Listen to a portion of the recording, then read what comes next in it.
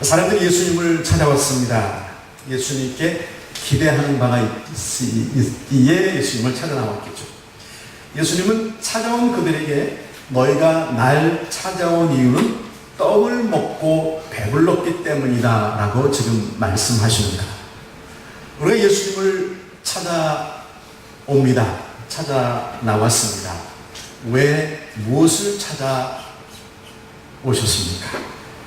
예수님은 예수님 앞에 나온 우리를 향하여 무엇이라고 말씀하실까요? 바로 전날 예수님께 나와 말씀을 듣던 많은 사람들이 있었습니다. 시간이 흘러 저녁 어두워지고 먹을 것이 없는 상황이 되었었습니다. 한 소년이 내놓은 물고기 2마리와 보리떡 5개를 제자들이 예수님께 가져왔습니다. 예수님 축복하셨고 나누어 주자 남자만 5,000명, 그러니까 약 2만 명 이상이 먹었습니다. 그 남은 것을 거두게 하니 12바구니가 넘었습니다. 이 말씀은 예수님은 우리의 먹을 필요를 아시고 계십니다. 그리고 채워줄 수 있으시다. 그리고 충분히 먹여주십니다.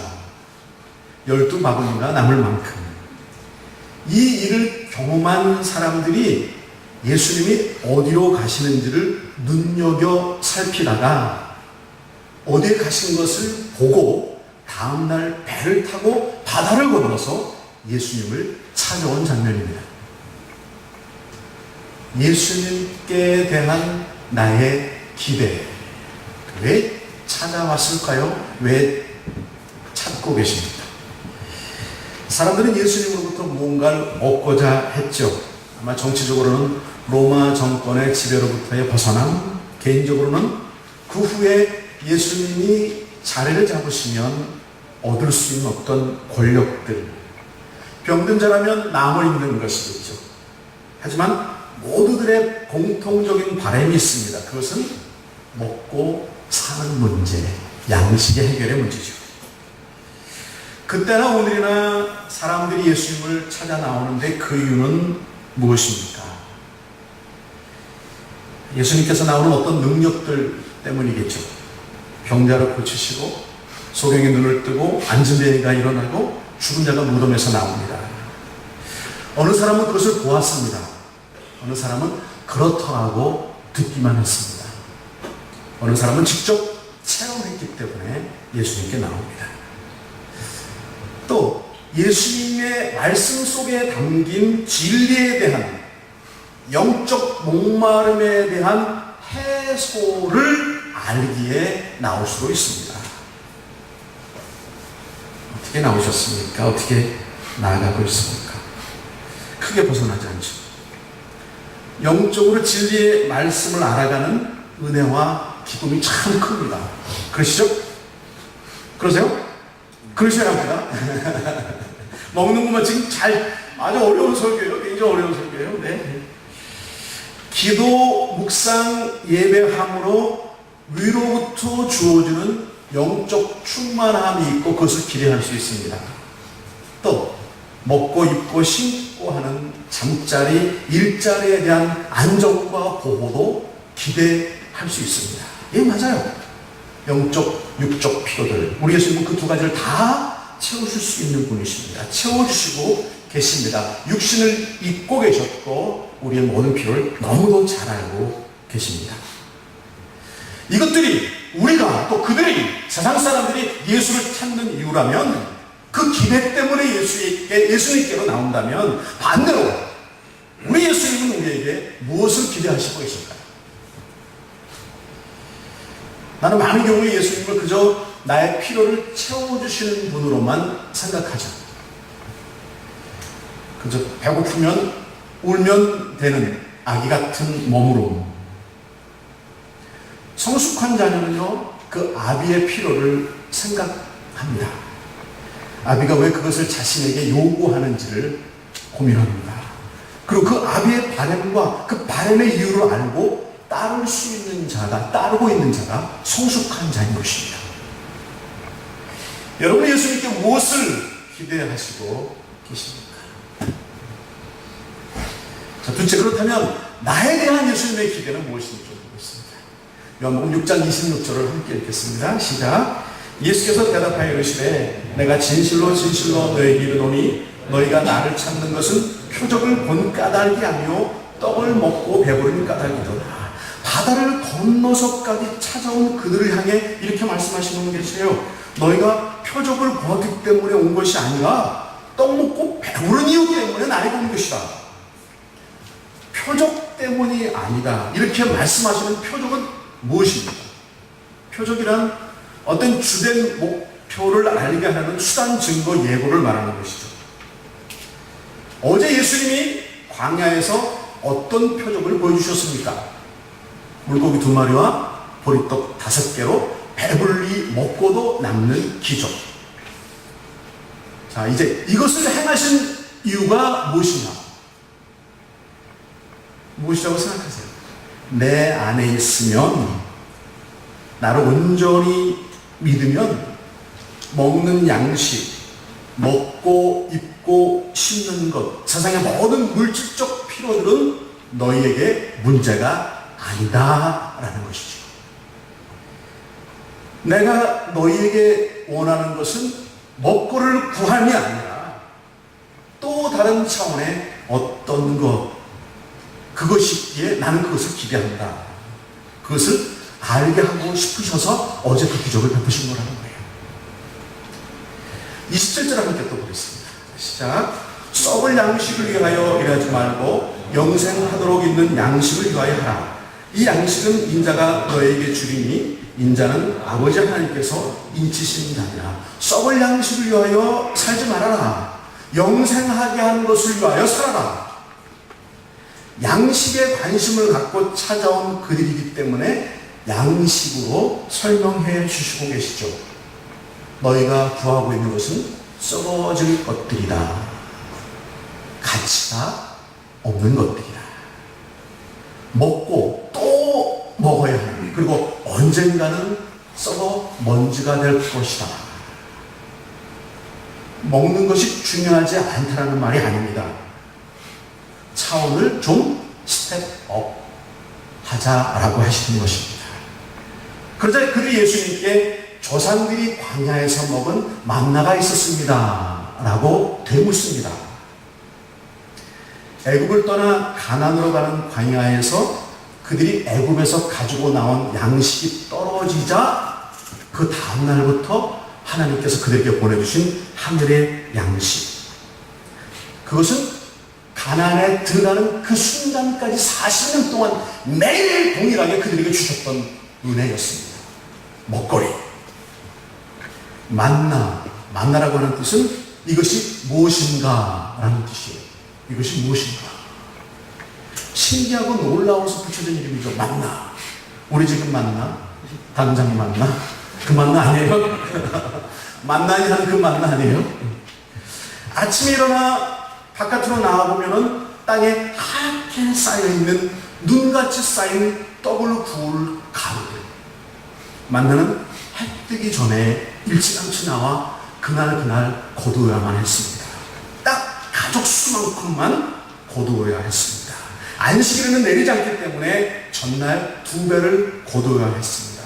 그 말은 안식 전날에는 2배를 주셨다는 것이죠. 얼마나 세분하십니까? 얼마나 꼼꼼하십니까? 얼마나 은혜로우십니까? 안식일에는 하루 종일 두어도 썩지 아니하였다라고 기록되어 있습니다. 만나는 나의 먹거리, 세상의 모든 필요를 채우시는, 책임지시는 하나님을 의미합니다. 그리고 이 땅에 오실 참된 양식이신 예수님을 예고하고 있는 것입니다.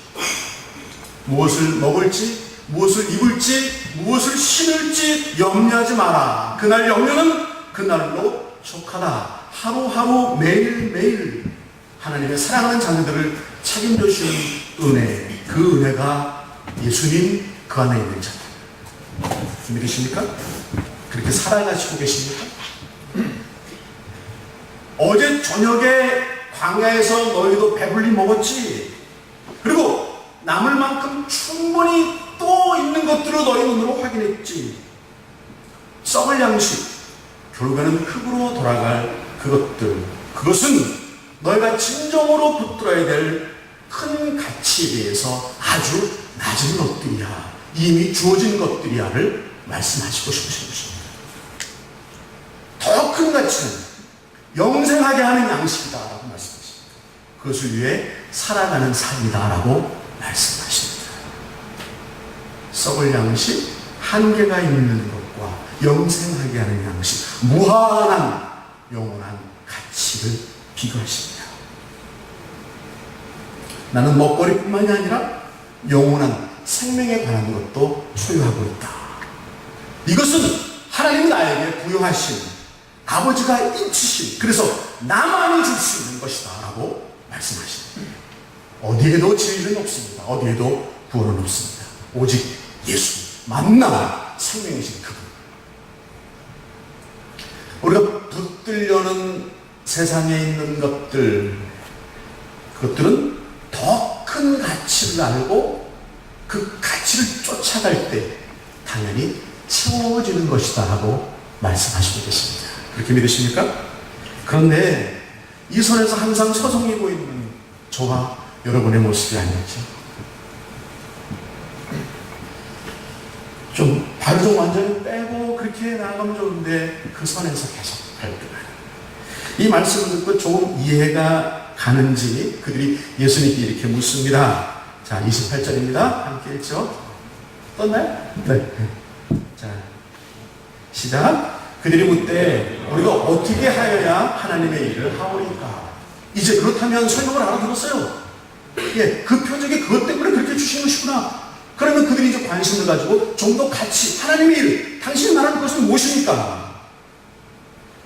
여기 보면 어떻게 해야만이라는 말을 주목해 보십시오. 무엇을 해야만? 대가 지불을 말하고 있는 거예요. 우리들은 그렇게 잘 이렇게 몸에 배워졌습니다. 그래서 귀한 것은 공짜로 주어지는 것이 아니다. 하나님께 감사하니 그분께 뭔가를 드려야 마땅한 것이다. 맞죠? 혹은 어느 정도라도 무엇을 받으면 돌려야 한다라는 생각을 합니다. 그런데 얼마를 낼 수 있으십니까? 얼마를 내야 한다고 생각하십니까? 나를 살리려 대신 죽으신 하나님의 아들 예수의 목숨값을 얼마나 매길 수 있습니까? 십자가에 달려 죽어가는 아들을 보시는 하나님의 눈물의 값은 얼마라고 할 수 있겠습니까? 능력이 있지만 그것을 다 참으시며 죄인들의 손에 죄인이라고 잡혀서 피를 흘리며 죽여가시는 예수님의 피값은 도대체 얼마입니까? 한이 없는 거죠. 한이 없죠. 왜 자꾸 값으로 매기려고 해요?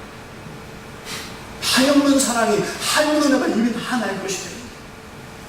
그래서 이렇게 말씀하십니다. 29절입니다. 자, 시작. 예수께서 대답해 이르시되 하나님께서 보내신 일을 믿는 것이 하나님의 일이니라 하시니, 나는 하나님이 보내신 자다, 나를 믿는 것이 하나님의 일이다. 얼마나 쉬워요. 근데 얼마나 어려워요. 가치 있는, 이미 소유하고 있는 것들을 누릴 수 있는, 그래서 그 눈과 우리의 삶이 하나님께 맞춰서 하나님의 사람처럼 이 땅을 살아가는, 하나님의 기쁨이 될 수 있는 그 길은 바로 나를 믿는 것이다. 얼마나 쉬워요. 그런데 얼마나 어려워요. 얼마나 할 수 있을 것 같으면 못하고 있어요. 제대로 예수님을 믿는 것, 그것이 하나님의 일이다라고 말하는 거예요. 정말 제대로 믿고 싶으세요? 전 그러고 싶습니다. 좀 이제 한 걸음 좀 스텝업 해야 합니다. 세 번째, 예수를 믿는다는 것, 하나님의 일을 한다는 것은 무엇인가? 그것은 예수로 가득해지는 것을 말합니다. 예수뿐인 것, 예수밖에 없는 것을 말합니다. 그분으로 충만한 것, 충분한 것을 말합니다. 그래야 삶이 소중하고, 그래야 한순간 한 만남이 귀하게 여겨지게 됩니다. 그래야 먹는 것, 돈, 직장, 가족, 가족이 바른 순서를 찾게 되더라, 찾는다라고 말씀하십니다. 무엇을 하려고 하기보다 이것을 해야 얻을 것이다가 아니라 예수 안에 먼저 있는 것. 그러려면 첫째, 말씀을 들어야 합니다. 로마서 10장 17절 함께 읽습니다. 시작. 그러므로 믿음은 들음에서 나며 들음은 그리스도의 말씀으로 말미암았느니라. 하루아침에 예수님이 믿어지지 않죠. 예수님이 하신 말씀들을 내 삶에 적용해 가며 듣고 느끼고 따라가 보며, 바울은 이것을 진보라는 말로 표현했습니다. 진보예요. 진보. 한 걸음 한 걸음 나아가 말씀을 들으며 그 말씀처럼 쫓아가는 것. 둘째는요, 그분의 계명을 지키는 것입니다. 요한복음 14장 21절 함께 읽죠. 시작. 나의 계명을 지키는 자라야 나를 사랑하는 자니. 말씀을 들으며 나아가는 중에 예수님의 계명, 명령, 즉 그분이 원하시는 것들을 행하는 것. 나를 사랑하는 자는 나의 계명을 지킨다. 잘 보세요. 계명을, 명령을 지키는 자가 나를 사랑하는 것이 아니고요, 나를 사랑하는 자는 내 말씀, 내가 너에게 원하는 바를 지키는 거야 라고 말씀하시더라고요. 순서가 변화해야 합니다. 사랑하면 계명, 명령이 딱딱하게 거부감으로 의무로 오는 것이 아니기 때문에 그런 거예요. 사랑하기 때문에 마땅히 할, 당연히 그저 하는 그런 것들이 되기 때문에 라고 말씀하신 거예요. 그렇다면 조금만 더 들어가 보죠. 그 계명, 우리가 따라야 될 말씀, 행해야 될 그 계명은 무엇인가? 첫째는요, 하나님과 이웃을 사랑하는 것이죠. 마태복음 22장 함께 읽습니다. 자, 시작. 예수께서 이르시되 내 마음을 다하고 목숨을 다하고 뜻을 다하여 주 너희 하나님을 사랑하라 하셨으니 이것이 크고 첫째 되는 계명이요 둘째도 그와 같으니 내 이웃을 내 자신같이 사랑하라 하셨으니, 이웃을 하나님 사랑하는 것처럼 사랑해 주고, 사랑하는 걸 계명이라고 말씀하셨습니다. 네, 참 쉽지만 어렵죠. 참 사랑은 참 어렵습니다. 사랑 안 되는 걸 사랑해야 되잖아요. 그럼 나만 하는 사랑이야만 다 할 수 있죠. 감정 따라가는 사랑. 예수님이 하시는 원수를 사랑하는 사랑. 자기를 창으로 찌르고 못 박은 자들을 보며 용서해달라고 하시죠. 그런 사랑을 말씀하시죠. 하나님과 이웃을 사랑하는 계명. 두 번째로는요, 예수를 전해주는 것이죠. 마태복음 28장입니다. 함께 읽죠. 시작. 그러면 너희는 가서 모든 민족을 제자로 삼아 아버지와 아들과 성령의 이름으로 세례를 베풀고 내가 너에게 분반 모든 것을 가르쳐 지키게 하라. 볼지어다 내가 세상 끝날까지 너희와 항상 함께 있으리라 하십니다. 내가 어디에 속한 자입니다. 내가 추구하고 있는 것들은 무엇인가? 그것들은 어디에 왔는가? 그리고 어디로부터 주어질 것인가? 무엇이랑 같이 있는 것인가? 싸워줄 것인가? 영원한 것인가? 무엇을 나는 쫓고 있는지. 이게 잘 안 되니까요, 다 내 인생 같습니다. 그러니까 못 죽는 거예요. 이게 다 안 되니까 내 시간 같습니다. 그러니까 선한 일에 동참할 수 없죠. 헌금 낼 수가 없죠. 선교에 관심 둘 수 없죠. 사람들이 국률하게 보이지가 않죠. 예수를 온전히 예수 안에 있지 못합니다. 예수의 마음으로 아직 변하지가 않았습니다. 내가 예수를 가득하지 못하니까 다른 것들로 채우고 싶은 거예요. 빈 공간이 있는데 예수로 채워야 될 그 빈 공간이 안 채워지니까 다른 것이 보이고 다른 것으로 채우는 거예요. 내 마음대로 내 원하는 시간에 되지 않으니까 신앙생활이 힘들다라고 말하는 거예요. 이게 안 되니까 가까운 친구에게도 한마디도 예수 얘기를 못하는 거예요. 아니, 말이 안 나오는 거죠. 예수가 소중하지 않으니까, 예수로 가득하지 않으니까, 그에 대한 다른 믿음이 없으니까 나도 진감인가 하는데 둘 다 바보 되려니 차라리 말을 꺼낼 수가 없죠. 직장 일은 세상 일이고 예배 드리는 것은 신앙의 일입니까? 왜 구분을 둬야 합니까? 왜 직장에서 예배처럼 살지 못하십니까? 왜 구분을 둬야 합니까? 먹는 것은 세상적인 것이어서 하나님이 싫어하시고, 묵상하고 기도하는 건 영적인 것이어서 하나님이 기뻐하신다? 왜 우리 마음대로 선이다 악이다를 정하며 세상적이다 영적이다라고 말합니까? 아니요. 다 하나님 주신 것들이고 예수 안에서 다 받아 누릴 수 있는 복된 것들이다. 진리를 알지니 진리가 너희를 어떻게 한다고요? 자유케 하리라. 로마서 13장 14절 바울은 이렇게 말합니다. 시작. 오직 주 예수 그리스도로 옷 입고 정욕을 위하여 육신의 일을 도모하지 말라. 오직 그분만으로 채워 넣어라. 다른데 눈을 돌리지 마라.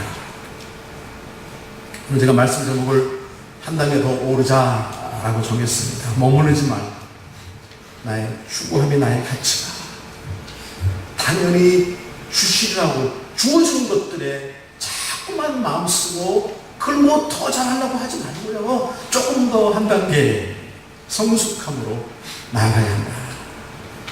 그것은 예수를 바로 온전히 믿는 것, 그분의 말씀을 듣는 것, 그분의 계명을 지키는 것. 그분의 계명은 나와 그리고 더 나아가 하나님과 예수를 사랑하는 것, 그리고 그들에게 예수를 전해주는 것. 그 안에서 그러는 가운데 얻어지는 기쁨이 얼마나 큰지 그것을 예수님이 기대하시는 거예요. 그걸 예수님이 주고 싶으시는 거예요. 밥 한 끼 주는 것이 아니라 그것을 주고 싶어서 밥 한 끼를 주시는 거예요. 아니, 밥을 계속 주시는 거예요. 예수 안에 있는 삶에 대한, 진정 예수 안에 있는 사람의 행복이 얼마나 큰지를 맛보게 하고 싶으신 거예요. 한 영혼 한 영혼이 얼마나 소중하고 사랑스러운지를 알게 하시고 싶으신 거예요. 그렇게 썩을 것이 아니라 영원한 것을 여러분의 생명들이, 여러분의 삶을 입는 사랑의 어른 또 우리 교회가 되기를 주님 축복합니다.